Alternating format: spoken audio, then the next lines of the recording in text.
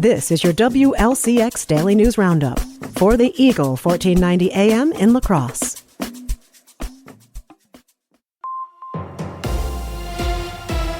For 1490 WLCX, I'm Jimmy Kuska. The bridge connecting Wisconsin to Iowa south of La Crosse will close permanently on October 20th. The Blackhawk Bridge, also known as the Lansing Bridge, is in the process of being replaced. The bridge, which was built 94 years ago, has been closed twice in the past 2 years for structural issues. Construction on its replacement began 2 years ago and is scheduled to open in 2027. In the meantime, the DOT will be providing free car ferries to cross the Mississippi River, while heavier truck traffic will need to use the posted detour through Prairie du Chien a half hour south. The City of La Crosse is holding public information and engagement sessions for its City Administrator Working Group. A proposed ordinance to add the position of City Administrator to the City of La Crosse will be decided upon by the La Crosse Common Council in February. The final information session is being held on October 14th. There have been 3 prior information sessions. The proposed ordinance would add a City Administrator, which would take on some of the responsibilities of the Mayor's office. If you were affected by the flooding earlier this year, you've got about a month left to apply for FEMA assistance. With more, here's Civic Media's Melissa Kay. FEMA is accepting applications for flooding damage until November 12th. However, the Wisconsin Emergency Management Administrator, Greg Engel, recommends that people don't wait until the last minute. You will need to share information on the assistance application, such as your Social Security number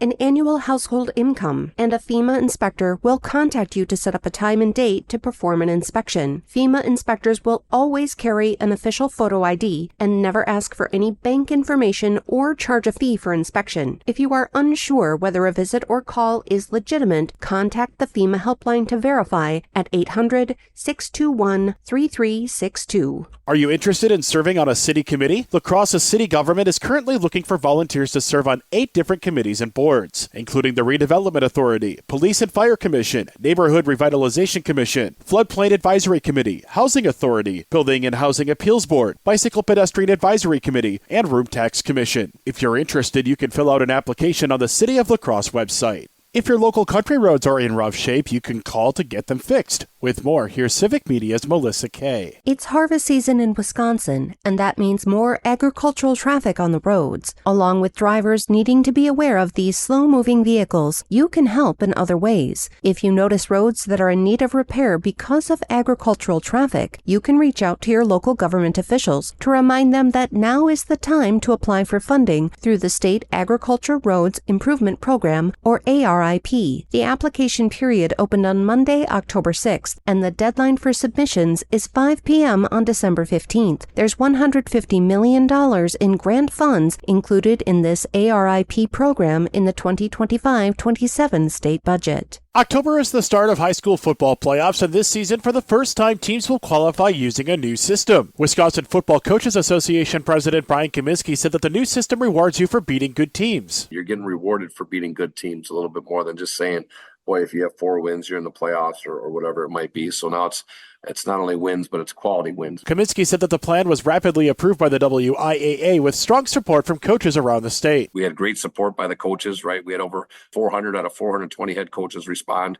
And I think it was like 89% of the coaches were all in favor of this. The 8-player playoff bracket was announced last Saturday, with the 11-player playoff bracket to be announced this Saturday. In addition to figuring out who makes the playoffs, the new system also seeds each team and assigns them geographically between 4 regions, a process that used to be done in the past by humans with the aid of computer formulas. Teams also know which division they are playing in at the start of the season. In the past, the divisions were set by dividing the qualifying teams equally between divisions the day after the regular season ended. You can see the playoff qualifying report for football and details on the new playoff qualification system on the WIAA website. Download the free Civic Media app now at civicmedia.us/app. For 1490 WLCX, I'm Jimmy Kuska.